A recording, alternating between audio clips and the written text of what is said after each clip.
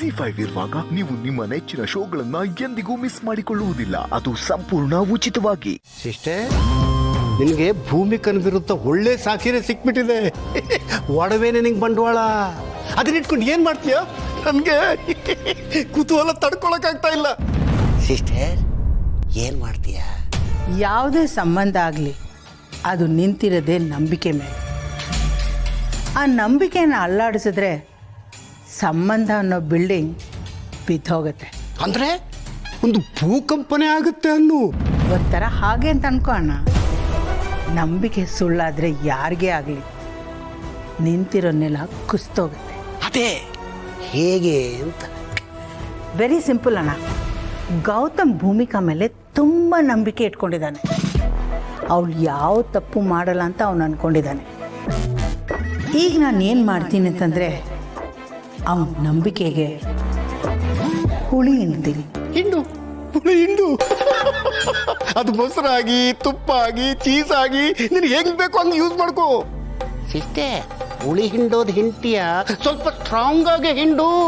ಬೇಗ ಹೆಪ್ಪಾಗುತ್ತೆ, ಸಾರಿ ಗಬ್ಬಾಗುತ್ತೆ. ಗೌತಮ್ ಬರಲಿ, ಅವನು ಬರೋದನ್ನೇ ಕಾಯ್ತಾ ಇದ್ದೀನಿ. ಸಿಸ್ಟೆ, ಬಂದ್ರು ನಾವು ಟೇಬಲ್ ಥರ. ಬಂದ್ರ ಭೂಮಿಕಾ, ತುಂಬ ದಿನ ಆದ್ಮೇಲೆ ಕೆಲ್ಸಕ್ಕೆ ಹೋಗಿದ್ಯಾ? ಹೇಗಿತ್ತು? ಚೆನ್ನಾಗಿತ್ತು ಅತ್ತೆ. ಗೌತಮ್, ನಿನ್ನ ಹತ್ರ ಸ್ವಲ್ಪ ಮಾತಾಡಬೇಕಾಗಿತ್ತು. ಬ್ಯುಸಿ ಇದೆಯಾ? ಏನಮ್ಮ ನೀವು ಆರ್ಡರ್ ಮಾಡಬೇಕು, ಅದು ಬಿಟ್ಟು ಪರ್ಮಿಷನ್ ಕೇಳೋ ಹತ್ರ ಕೇಳ್ತಾ ಇದ್ರಲ್ಲ, ಪ್ಲೀಸ್. ಬಾ.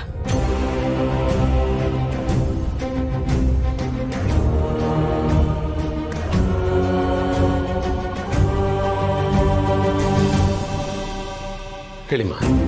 ಗೌತಮ್, ಈಗ ಹೇಳ್ತೀನಿ ಅಂತ ತಪ್ಪು ತಿಳ್ಕೊಬೇಡ. ಭೂಮಿಕಾ ಏನಾದರೂ ದುಡ್ಡಿನ ತೊಂದರೆ ಇದೆ ಅಂತ ಹೇಳಿದ್ಲಾ? ಇಲ್ವಲ್ಲ, ಯಾಕಮ್ಮ ಈ ಥರ ಕೇಳ್ತಾ ಇದ್ದೀರಾ? ಅಲ್ಲ, ಪ್ರತಿ ತಿಂಗಳು ಅವಳ ಖರ್ಚಿಗೆ ಅಂತ ಅವಳ ಅಕೌಂಟಿಗೆ ನೀನು ದುಡ್ಡು ಹಾಕ್ತಾ ಇದೆಯಲ್ಲ, ಅದು ಕರೆಕ್ಟಾಗಿ ಹಾಕ್ತಾ ಇದೆಯಾ ತಾನೆ? ಹಾಂ. ಓಕೆ. ಸದ್ಯಕ್ಕೆ ಅವಳ ಅಕೌಂಟಲ್ಲಿ ಎಷ್ಟು ಬ್ಯಾಲೆನ್ಸ್ ಇದೆ ಅಂತ ಗೊತ್ತಾ? ಅಮ್ಮ, ನೀವ್ಯಾಕೆ ಇದನ್ನೆಲ್ಲ ಕೇಳ್ತಾ ಇದ್ದೀರಾ ಗೊತ್ತಾಗ್ತಿಲ್ಲ. ಅದು ಗೌತಮ್, ನನ್ನ ಪ್ರಕಾರ ಭೂಮಿಕಾಗೆ ದುಡ್ಡಿನ ಸಮಸ್ಯೆ ಇದೆ ಅಂತ ಅನ್ನಿಸ್ದೆ. ಅವ್ರಿಗೆ ದುಡ್ಡಿನ ಸಮಸ್ಯೆ ಇದೆಯಾ? ಆದರೆ ಅದನ್ನು ಯಾರ ಹತ್ರನೂ ಹೇಳ್ಕೋತಾ ಇಲ್ಲ. ಆದರೆ ನನಗೆ ಗೊತ್ತು ಅವಳಿಗೆ ದುಡ್ಡಿನ ಅಗತ್ಯ ಇದೆ ಅಂತ. ಅವ್ರಿಗೆ ದುಡ್ಡಿನ ಅಗತ್ಯ ಇದೆ ಅಂತ ನಿಮ್ಗೆ ಹೇಗೆ ಗೊತ್ತಾಯ್ತು? ನಿಮ್ಗೆ ಯಾಕೆ ಹಾಗನ್ನಿಸ್ತು? ಅವಳು ತನ್ನ ಒಡವೆನೆಲ್ಲ ತಗೊಂಡೋಗಿ ಅಡ ಇಕ್ಕಿದ್ದಾಳೆ.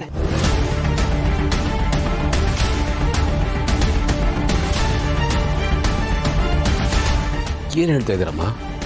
ಇದೆಲ್ಲ ನಿಜಾನಾ? 100% ನಿಜ. ನಾನು ಯಾಕೆ ಸುಳ್ಳು ಹೇಳಿ? ಸಾಕ್ಷಿ ಇಟ್ಕೊಂಡೇ ಹೇಳ್ತಾ ಇದ್ದೀನಿ ಅಣ್ಣ. ತಗೋತು ನೋಡುವೆ, ಅಡವಿಟ್ಟಿರೋ ರಸೀದಿ.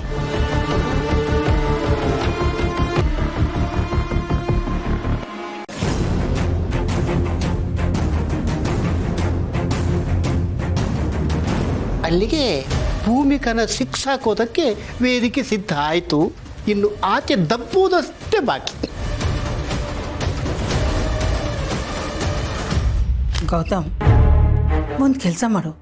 ನೀನು ಅವಳಿಗೆ ಅಂತ ಒಂದು ಅಕೌಂಟ್ ಕ್ರಿಯೇಟ್ ಮಾಡಿದೆಯಲ್ಲ, ಅದರಲ್ಲಿ ಎಷ್ಟು ಅಮೌಂಟ್ ಇದೆ ಅಂತ ಮ್ಯಾನೇಜರ್ಗೆ ಫೋನ್ ಮಾಡಿ ತಿಳ್ಕೊ. ಆಗ ನಿನಗೆ ಗೊತ್ತಾಗತ್ತೆ.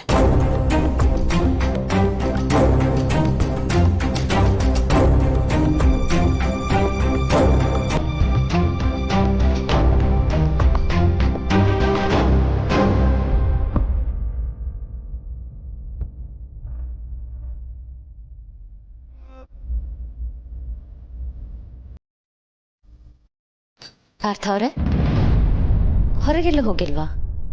ಅದು ಅದಕ್ಕೆ ಎಲ್ಲೂ ಹೋಗಬೇಕು ಅಂತ ಅನಿಸ್ಲಿಲ್ಲ, ಸೊ ಹಾಗಾಗಿ ಹೋಗಲಿಲ್ಲ. ಯಾಕೆ, ಮೈ ಹುಷಾರಿಲ್ವಾ? ಹಾಗೇನಿಲ್ಲ, ಅದಕ್ಕೆ ನಾನು ಆರಾಮಾಗಿದ್ದೀನಿ. ನೀವು ಆರಾಮಾಗಿಲ್ಲ, ನಿಮ್ಮ ನೋಡಿದ್ರೇನೆ ಗೊತ್ತಾಗ್ತಿದೆ. ನೀವು ಯಾವುದೋ ಒದ್ದಾಟದಲ್ಲಿ ಸಿಕ್ಕಾಕೊಂಡಿರೋ ಥರ ಇದ್ದೀರಾ. ಅದೇನು ಅಂತ ಹೇಳ್ಕೊಳ್ಳಿ, ಮನ್ಸು ಹಗ್ರ ಆಗುತ್ತೆ. ಅದು ಅದಕ್ಕೆ ನೀವು ಹೇಳಿದ್ರಿ ಅಂತ ನಾನು ಅಪೇಕ್ಷೆನ ಮೀಟ್ ಮಾಡೋಕ್ಕೆ ಹೋಗಲಿಲ್ಲ. ಇಷ್ಟು ದಿನ ಅವಾಯ್ಡ್ ಮಾಡ್ತಾನೆ ಬಂದಿದ್ದೀನಿ.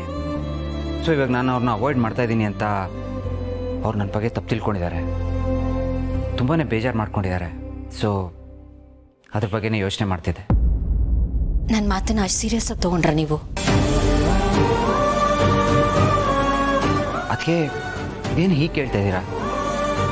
ನೀವೇ ಹೇಳಿದ್ರಲ್ಲ ಮ್ಯಾಟ್ರು ತುಂಬಾ ಸೀರಿಯಸ್ ಇದೆ, ಜವಾಬ್ದಾರಿಯಿಂದ ಇರಬೇಕು ಅಂತ. ನೀವು ಇಷ್ಟು ಹೇಳಿದ್ಮೇಲೂ ನಾನು ಹೇಗೆ ಕ್ಯಾಶುವಲ್ ಆಗಿ ತೊಗೊಳಕ್ಕಾಗತ್ತೆ? ಪಾರ್ಥ, ನಾನು ಏನೇ ಹೇಳಿದ್ರು ಅದ್ರ ಹಿಂದೆ ಒಂದು ರೀಸನ್ ಇರುತ್ತೆ. ಆ ರೀಸನ್ ನಿಮಗೆ ಒಳ್ಳೇದಕ್ಕೆ ಇರುತ್ತೆ.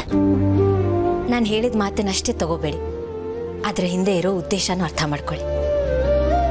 ನೋಡಿ, ನಿಮ್ಮನ್ನ ಕಟ್ ಹಾಕಬೇಕು ಅಥವಾ ನಿಮ್ಮನ್ನು ಕಂಟ್ರೋಲ್ ಮಾಡಬೇಕು, ನಿಮ್ಮಿಬ್ಬರನ್ನ ದೂರ ಮಾಡಬೇಕು ಅನ್ನೋ ಉದ್ದೇಶ ನಂದಲ್ಲ. ಪ್ರೀತಿ ಮಾಡಿ, ಪ್ರೀತಿ ಮಾಡೋದು ಖಂಡಿತ ತಪ್ಪಲ್ಲ, ಆದರೆ ಯಾವುದು ಅತಿ ಆಗಬಾರ್ದಲ್ವಾ? ಎಲ್ಲದಕ್ಕೂ ಒಂದು ಲಿಮಿಟ್ ಅಂತ ಇರಬೇಕು, ಎಲ್ಲಾನು ಕಂಟ್ರೋಲಲ್ಲಿರಬೇಕು. ಯಾರಿಗೂ ಗೊತ್ತಿಲ್ಲ, ನಮ್ಮನ್ನು ಯಾರು ನೋಡ್ತಿಲ್ಲ ಅಂತ ನಾವು ಮೈ ಮರಿಬಾರ್ದು.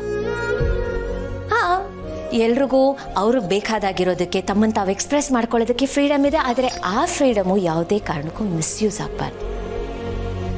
ಇದಕ್ಕಿಂತ ಹೆಚ್ಚಾಗಿ ನಾನೇನು ಹೇಳಲ್ಲ, ನಿಮಗೆ ಅರ್ಥ ಆಯಿತು ಅಂತ ಅನ್ಕೋತೀನಿ. ಅರ್ಥ ಆಯ್ತಕ್ಕೆ ಪಾರ್ಥ, ನಿಮ್ಮಿಬ್ಬರ ಪ್ರೀತಿಗೆ ನನ್ನ ಸಪೋರ್ಟ್ ಇದೆ, ಆದರೆ conditions apply. Thank you so much. ಅದಕ್ಕೆ ನನಗೆ ಖುಷಿ ತಡ್ಕೊಳಕ್ಕಾಗ್ತಾ ಇಲ್ಲ. ನೀವು ಹೇಳಿದ ಒಂಥರ ನನಗೆ ಆಲ್ ಇಂಡಿಯಾ ಪರ್ಮಿಟ್ ಕೊಟ್ಟಾಗಾಯ್ತು. ಪರ್ಮಿಟ್ ಕೊಟ್ಟಿದ್ದೀನಿ, ಆದರೆ ನಾನು ಕೇರ್ಫುಲ್ ಆಗಿರಬೇಕು. ಓಕೆ ಅದಕ್ಕೆ ನೀವು ಹೇಳಿದ್ಮೇಲೆ ನಾನು ಇನ್ನು ಸೀರಿಯಸ್ ಆಗಿರ್ತೀನಿ. ಥ್ಯಾಂಕ್ ಯು ಒನ್ಸ್ ಅಗೇನ್ ಅದಕ್ಕೆ, ಮೈ ಸ್ವೀಟ್ ಅದಕ್ಕೆ ಇದೇ ಥರ ನಿಮ್ಮ ಗೈಡೆನ್ಸ್ ಬ್ಲೆಸ್ಸಿಂಗ್ ನನ್ನ ಮೇಲೆ ಯಾವಾಗಲೂ ಇರಬೇಕು ಅದಕ್ಕೆ. ಥ್ಯಾಂಕ್ ಯು ಅದಕ್ಕೆ, thank you so much. Bye. ಓಯ್ ಅದಕ್ಕೆ ಡ್ರೆಸ್ ಏನು ಮಾಡ್ಕೊಂಡು ಹೋಗ್ತೀನಿ. ಬಾಯ್.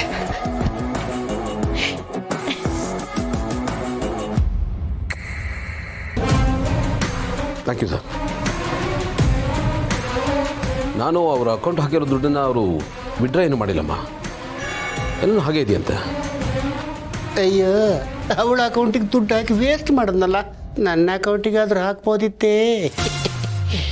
ಅಲ್ಲ ಗೌತಮ್, ಅವಳು ಆ ಅಕೌಂಟಿಂದ ₹1 ತಗೊಂಡಿಲ್ಲ ಅಂದರೆ ಒಡವೆ ಯಾಕೆ ಅಡ ಇಟ್ಲು? ಇಲ್ಲೇನೋ ಸಮಸ್ಯೆ ಇದೆ ಅಂತ ನಿನಗೆ ಅನ್ನಿಸ್ತಾ ಇಲ್ವಾ? ಯಾರಿಗಾದರೂ ಆ ಥರ ಯೋಚನೆ ಬರೋದು ಸಹಜ ಅಲ್ವಾ? ಅಡಿವಯ್ಯ, ಅವಳು ಏನಕ್ಕೋಸ್ಕರ ಈ ಒಡವೆನ ಆಡ್ಬಿಟ್ಟಿರ್ಬೋದು ಅಲ್ಲ? ಎಲ್ಲ ಕನ್ಫ್ಯೂಷನ್ ಆಗ್ತಾ ಇದೆ, ನಿಗೂಢ ಅಂತ ಅನ್ನಿಸ್ತಾ ಇದೆ. ಅಲ್ಲಿ ಏನು ಅರ್ಥ ಆಗ್ತಾ ಇಲ್ಲ ಅಳಿಮಯ್ಯ. ನಾನು ಭೂಮಿಕಾ ಅವ್ರ ಹತ್ರ ಕೇಳ್ತೀನಿ. ಕೇಳೋದಾಗಿರಲಿ, ನೀನೇ ಯೋಚನೆ ಮಾಡು. ಅಲ್ಲ, ಅವಳಿಗೆ ದುಡ್ಡಿನ ಸಮಸ್ಯೆ ಇದೆ ಅಂತ ನಮ್ಮ ಹತ್ರ ಹೇಳ್ಕೊಂಡಿದ್ದಿದ್ರೆ ನಾವು ಅದನ್ನು ಸಾಲ್ವ್ ಮಾಡ್ತಾ ಇರಲಿಲ್ವಾ? ಇದೆಲ್ಲ ನಮಗೆ ದುಡ್ಡು ಲೆಕ್ಕನಾ? ಇದು ಯಾವುದನ್ನು ನಮ್ಮ ಗಮನಕ್ಕೆ ತರದೆ ಈ ರೀತಿ ಕದ್ದು ಮುಚ್ಚಿ ಮಾಡೋ ಅಗತ್ಯ ಏನಿತ್ತು? ಇದು ನಿನಗೆ ಸರಿ ಅಂತ ಅನ್ನಿಸ್ತಾ ಇದೆಯಾ? ಒಳ್ಳೆ ಪಾಯಿಂಟ್ ಆಗಿದೆ ಸಿಸ್ಟರ್. ನನ್ನ ಯೋಚನೆ ಇಷ್ಟೇ ಗೌತಮ್, ಇವತ್ತು ಇದನ್ನು ಮಾಡಿರೋಳು ನಾಳೆ ಇದೇ ರೀತಿ ಇನ್ನೊಂದು ಮಾಡಲ್ಲ ಅಂತ ಏನು ಗ್ಯಾರಂಟಿ? ZEE5 ಆಪ್ ಡೌನ್ಲೋಡ್ ಮಾಡಿ ಎಲ್ಲಾ ಸಂಚಿಕೆಗಳನ್ನು ಸಂಪೂರ್ಣ ಉಚಿತವಾಗಿ ನೋಡಿ.